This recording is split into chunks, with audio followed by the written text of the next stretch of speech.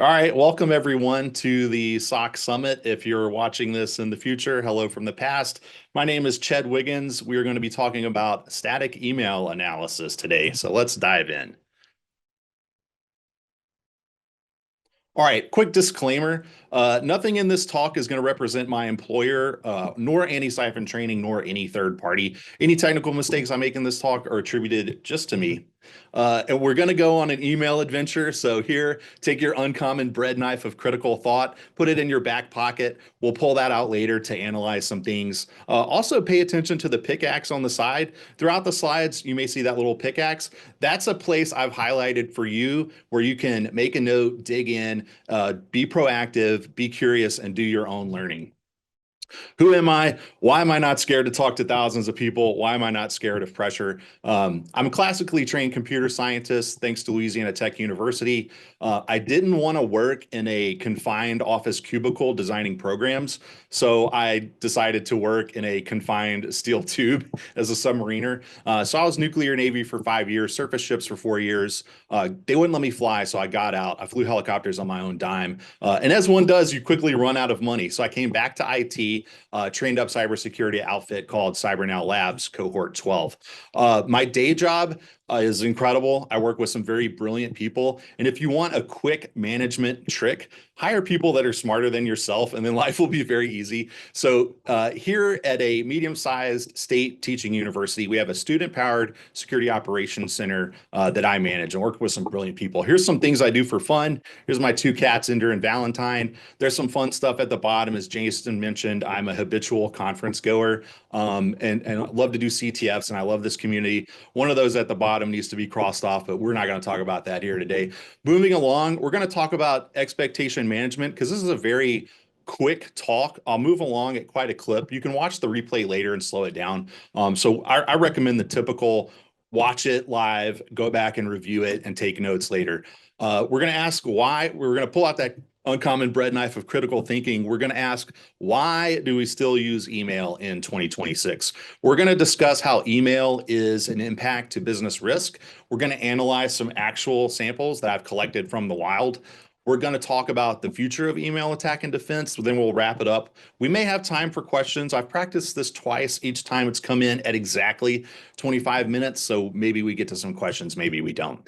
Again, expectation management, expectations versus reality. This is a very quick talk. I'll be moving along. I won't get to fully explore some of the deeper concepts of emails, but please take notes, be curious, do your own learning. And this is something you could potentially practice in the home lab with email filtration, detection, mitigation. Another kind of warning or caveat is that email's a dry topic. We just have to press through that barrier. One thing you will find if you're junior in IT or even if you're junior in security, persistence and curiosity are like the top two. If a person has persistence and curiosity, they're going to survive their entire career. But because email is dry and rather boring, we just have to persist. We just have to press through. You may discover in your career that the glamorous jobs like pen tester, security researcher, red team operator, those jobs are kind of downstream or beyond SOC Analyst 1, where you're going to be looking at emails. Along those lines, you may have heard about the pyramid of pain. Well, I've created for you the pyramid of pay, and the boring email analysis is going to happen down there at SOC Analyst 1. I point this out because the width of the pyramid is how many roles that we estimate to be open in the USA right now. If you're somewhere else, these numbers are going to vary. But yeah, all this to say is yes, red team ops is glamorous. Yes, security researcher, which would be that little red triangle where the text wouldn't fit, is glamorous. But there's just not a lot of those roles. Now, that's not to say you're not going to ever get to those roles. You may just have to go through SOC Analyst 1. And if you can imagine, below SOC Analyst 1, a sort of basement is those traditional IT roles like systems administrator, network administrator, help desk analyst. So just know that going ahead. This is not my favorite Admiral Grace Hopper quote. This is my second favorite. My first favorite Grace Hopper quote is, "It's easier to get forgiveness than it is to get permission." But this is the second favorite one, that the most dangerous phrase in the English language is, "We've always done it this way." So why does email persist to this day? because we've always done it this way. Now, the certification agency behind the project management professional is PMI. They conducted a study in 2013. So this is somewhat dated, but I would allege that this is still true today. They found that poor communication was the lead reason for project failure. They also cited that poor communication was a contributing factor in 56% of all projects that failed. They don't make this they don't make a link, but I will allege that a link here exists that email is partly to contribute to this. If you miss an email, you don't see it, you don't have some alert that's letting you know this is a critical piece of information, you're going to miss it. So there might be better solutions, which we'll explore later. Let's go over some history of email. Started in the 1960s at MIT with just basic electronic messaging. ARPANET's going to form in 1969. In 1971, we had the first actual email sent across ARPANET by Ray Tomlinson. He popularized that @ symbol. Then in the 70s and 80s, we have ARPANET adoption growing to take place at many universities, government agencies like NASA, and also defense contractors like MITRE. And then 1987, you have the events in the cuckoo's egg. And if you think that computer security events described in 1987 don't have import in 2026, you would be wrong. Just read Cuckoo's Egg. Then in the 1990s, we have the explosion of email coming to Main Street with free services from Hotmail and Yahoo, and also AOL's paid service. In 2003, I discovered this while preparing for this talk. Congress actually tried to eliminate spam by law in 2003, and we know how well that went. 2004, you had the launch of Gmail, which is free. And back then, when it first launched, you needed to get a code from a friend, which I got. And that's actually where my samples are going to come from. My very old and dusty 2004 personal email account, which is, if you check it on Have I Been Pwned, my information is in 21 breaches. So I get a diverse ecology of samples sent to my personal email address that we'll draw on and look at later. So then later in the 2000s, people started to realize that, as Paul Vixie would say, if you embark on building a project, security needs to be a consideration from day one. Guess what was missing from email? So people tried to bolt on these frameworks, these technical controls to email to make it more difficult to impersonate an email or spoof an email. And we're talking about sender policy framework, DKIM and DMARC, which there's a little pickaxe there. You can dig into those later. I'm just going to let you know that they exist in this talk, and you can go study those on your own. All right, let's talk about business risk and how email can impact business risk. Baby's first security conference was Splunk.conf 24, and I attended a talk given by the Georgetown Chief Information Security Officer. He said something that surprised me. It only surprised me at the time. It doesn't surprise me now. But he said that of all his SOC analysts, of all the time they spend on shift, about half of their time is given to email analysis, gathering artifacts from email, recommending filtrations to the NOC or the Network Operations Center or the system administrators. And then I checked this with a colleague at TechStream Solutions who used to work at the Hobby Lobby SOC. I said, I've heard this rumor that a lot of analyst time is spent on emails. Is that true? He said, yep, it's about 50%. And I can tell you anecdotally from my own job here, handling escalations or reports of shady emails, it's not half, but it's in the 33% region. So it's considerable. And here we have CIS controls. You may recognize this. There's 18 of them. The final one is penetration testing. So shout out to Black Hills. But CIS control 9 pertains to email and web browser protections. Again, you see the little pickaxe there. You can go search. And I recommend searching for the CIS Controls Navigator. That's probably the most friendliest. That's the friendliest web search because the default web page isn't very friendly. But let's talk about the importance of initial access to business risk. Okay, we'll tell a story here about the Colonial Pipeline ransomware attack. This impacted me personally because we were out of the area in the Florida Panhandle for my brother's wedding. Boom, Colonial Pipeline happened. What is Colonial Pipeline? It's 5,500 miles of pipe that ships petroleum back and forth on the Gulf and East Coast. So from Houston to Louisiana to Florida to South Carolina, all the way up to New Jersey, that all shut down. People were hoarding gas. if you don't remember this, go look at some of the hilarious images of people literally pumping gasoline into plastic garbage bags and putting it in their trunk. And I think even one vehicle burnt down. So just very dangerous, and very large impact to just Alice and Bob living their normal life, oblivious to computer security. But up there on the East Coast, they suddenly have a problem getting gasoline. Now, we could argue about what sort of initial access is more catastrophic. In the case of Colonial Pipeline, it was access to a VPN account that was not properly deprovisioned or offboarded. Those credentials were found probably in an info stealer log on the dark web, and they just got sprayed against this account and it worked. And that was the day before the ransomware. So this attack, top to bottom, probably took about 12 hours, 16 hours. Email can be an initial access vector.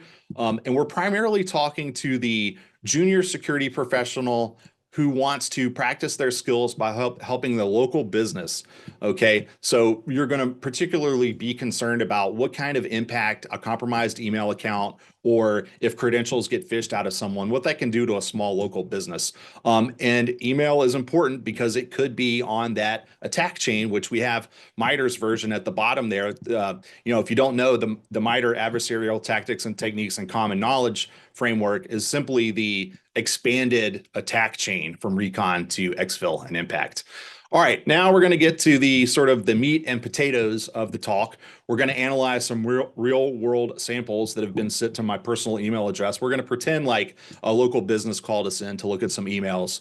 And here we have the silly meme where it's hello, and please just send me the virus so I can analyze it. Okay, so for scenario one, pretend, like I mentioned earlier, that we have a reputation as the local person that's good at computers. So a local business owner is going to reach out to us through an intermediary and beg us to help because they're having problem with many annoying emails. So we go to their computer, we look at their emails. There's a bunch of them. Some of them look shady like this. And this is from the body of an email. This is from like 2 days ago.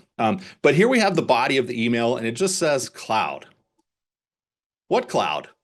Is it Azure? Is it AWS? Is it Google Cloud? Is it DigitalOcean? Is it Vultr? It doesn't tell us. It just says cloud. And then we have payment failed emoji. We couldn't renew emoji. Product cloud storage emoji. Access them from any device emoji. Suspicious button, probably with a URL behind it, and an emoji. And I'm calling out the emojis because if you know anything about generative models, you may start to formulate a hypothesis of what tool built this weird looking email. We can do further analysis. We can look into the sender address with a sort of vague, not specific alert. And interestingly, the name of the target victim email address was here as if they cloned it, maybe to try to get around some spam filtrations, which did not work against Google. They also have this interesting, this message was sent from a trusted sender. That doesn't mean anything. That's just in the body of the email. But look at the sending domain, this 7 domains that ends in a .ua. And what is .ua? That's the country code for Ukraine. So why would something in the country of Ukraine be sending any sort of email to, Bob's Sandwich Shack that's a local business, or Alice's lawn mowing service that's a local business? Maybe we could start to consider some controls like region blocks. Bob's not going to be selling sandwiches to Russia, China, Ukraine, North Korea, South Korea, Japan, Malaysia. So maybe we can just, for Bob's particular case, and each case is going to vary, maybe we could consider implementing some region blocks, and that would get rid of a lot of these weird emails. At the end of the day, the role of the SOC analyst one is to make a determination. Is this a false positive? We get an alert. We analyze the evidence. Was it a false positive? Was it a true positive? Should the alarm have gone off or not gone off? If it's a true positive, maybe it's benign because our admin logged into the SharePoint server. Maybe it's not benign, like an unknown third party logged into the SharePoint server. That would be a problem. But we've already kind of made a determination on this weird email that it's suspicious. We at this point we could flag it as suspicious, do our documentation in whatever ticketing service we're using or documentation service we're using, delete it, maybe block this person, maybe recommend to the NOC to implement network or region blocks or some other filtrations or mitigations, which I urge you to go study those on your own. But for the sake of science, we could dig a little bit deeper into this one email. Now, we saw that button at the bottom that probably had a URL behind it. So we're going to safely explore that URL, and I will talk later about how to safely explore some of these lures, URLs, suspicious things. But in this case, we have this is a defanged URL. So if you click on this, it won't detonate. I've altered it to remove, HTTPS, and I've enclosed, :/ and dots with brackets. So it won't detonate even if you accidentally click. But it looks like we're going to some sort of Google API checker. And actually, this redirected twice to this domain, and this is from VirusTotal, which is owned by Google now. This is a community reporting tool. So if in the conduct of my day as a SOC analyst, I come across a suspicious domain, I can report it to VirusTotal. Then the other analysts can come in here and check out the reputation and information. But notice here at the top, notice the creation date. This domain was made 9 months ago. Now, that may not be the smoking gun that this is suspicious. And the SOC analyst one, you're going to pull from multiple sources, multiple pieces of evidence to determine a hypothesis or a theory of what this event represents. Is it suspicious? Does this event represent an incident, which is an impact to CIA triad, or not? VirusTotal can help us do that. But again, this is just one piece of evidence. Here are some other tools you can use. MX Toolbox is very good. You can do DNS lookup there. They also have a header analysis tool. Microsoft Defender for Cloud also has a header analysis tool. So, and I urge you to, again, you see the pickaxe emoji there. I urge you to go to mxtoolbox.com. They have very excellent blogs on what is SPF, how does it work? What is DKIM, how does it work? Same for DMARC. Moving on, we have other third-party tools like abuseipdatabase.com. This is a community external IP address, works for IPv4 and v6.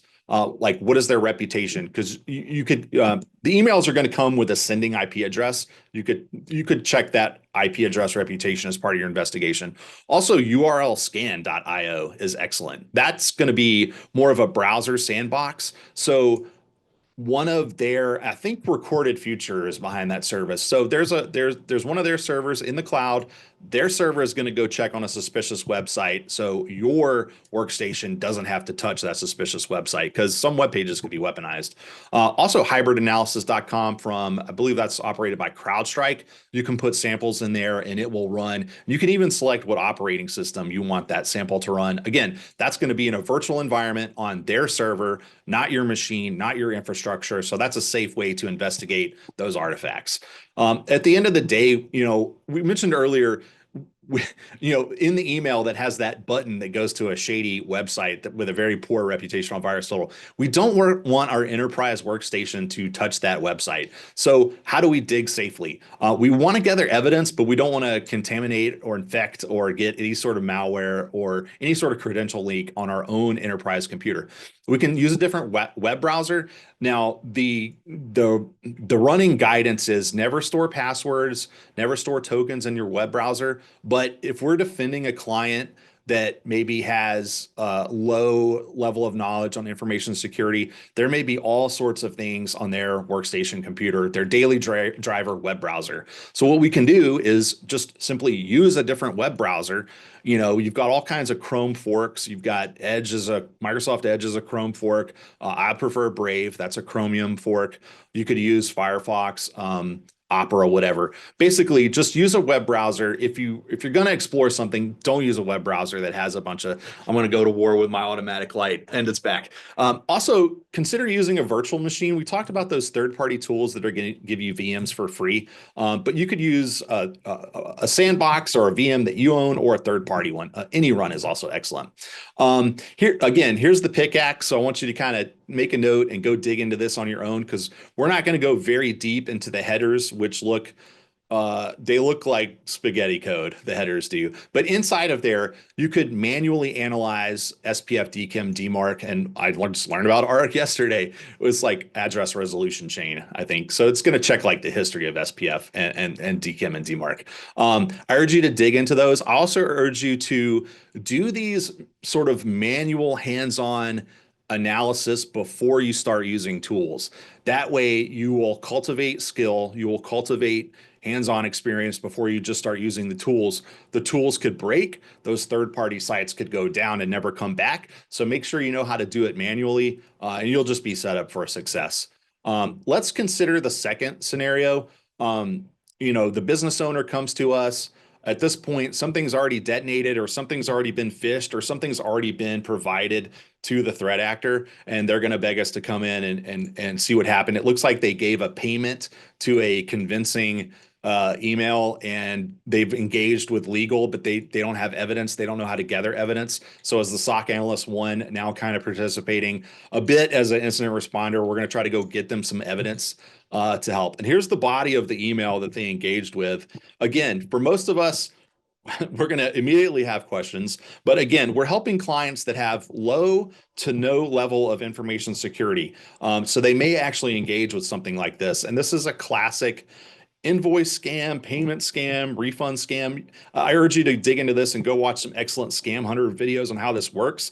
Typically, the way this works, you see at the bottom, there's a phone number listed there.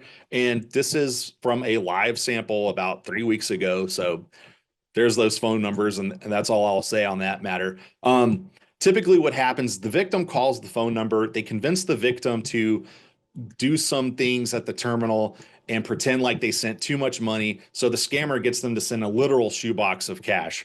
In this case, we would just gather up all this evidence and refer it to their legal team. Possibly we could get a court case going.